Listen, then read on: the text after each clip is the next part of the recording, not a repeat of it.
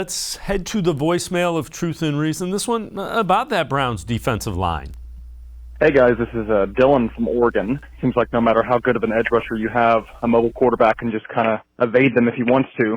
But when it comes to internal pressure, Miles is going to be generating that edge pressure. You need someone up the middle so that really the quarterback has nowhere to go. So I was calling to basically allude to the fact that even if the Browns were not able to sign Jadeveon Clowney, perhaps they were better suited looking at interior linemen such as Ndamukong Suh or other options for the future.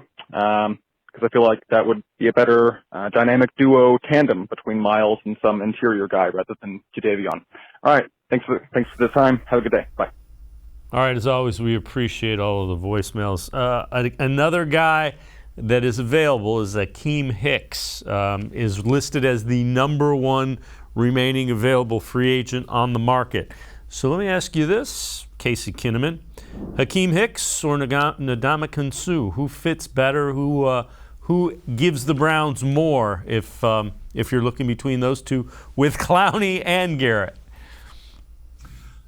I'm going to break a table from pounding it so hard for Akiem Hicks, but it's Akiem Hicks. Like Suh is a good player, don't get me wrong, but he's a 3-tech. This team is chock full of 3-techs. They need someone that can kick down and play bully ball and eat up blocks and free up linebackers up the middle. And Akiem Hicks is that dude. You know, like I just don't see a way this defensive line can go into the season with the style they have of defensive tackle. They got a bunch of 3-techs.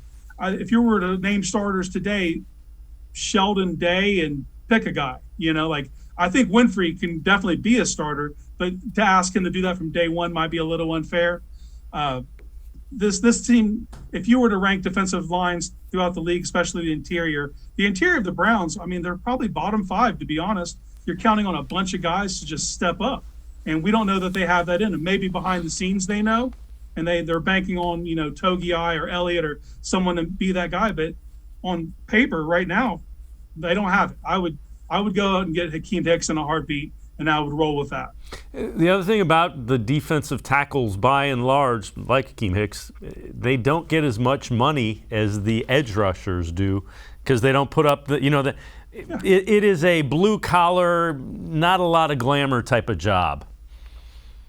Yeah, for sure. It's the dirty work. But you don't need, for Akiem Hicks, don't even need to look further than last year's game against the Browns. He gave Wyatt Teller all he could handle. And you know what kind of player Wyatt Teller is. He had his hands full all game with Hicks. Hicks still has a ton in the tank. He's 32, as opposed to Suh, who's 35, you know.